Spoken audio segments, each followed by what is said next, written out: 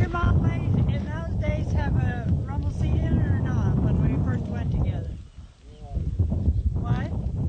Did they?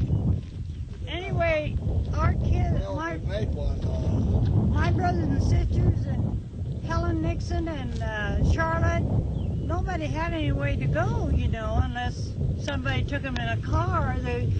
Not everybody had a car like that, so we'd always take the kids with us, and whenever Leonard wanted to kiss me, he'd always say he's seen a rabbit, and they'd always say that whenever he seen a rabbit, he got to kiss me. So they'd always, whenever he kissed me, they'd always say they didn't see the rabbit.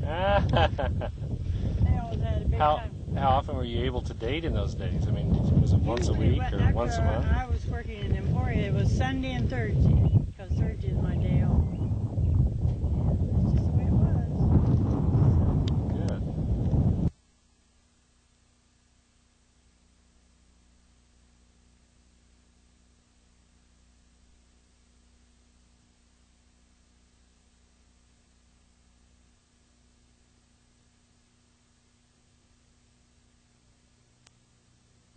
Okay, turning. All right, good. Okay, let's go ahead, Mom. You might wonder why I'm carrying this cane. This is 50 years later. When I was little and we was living up on the farm up here, company was a great occasion, and it was usually your relation, and we played parlor games. And one time when Charles Tincher was visiting us, he said he'd like to go to a library someplace and see if he could find those parlor games. They were really funny.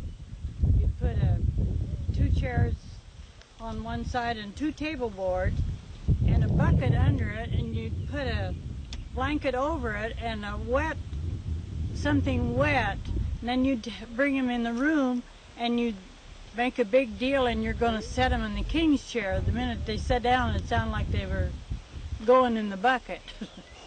And just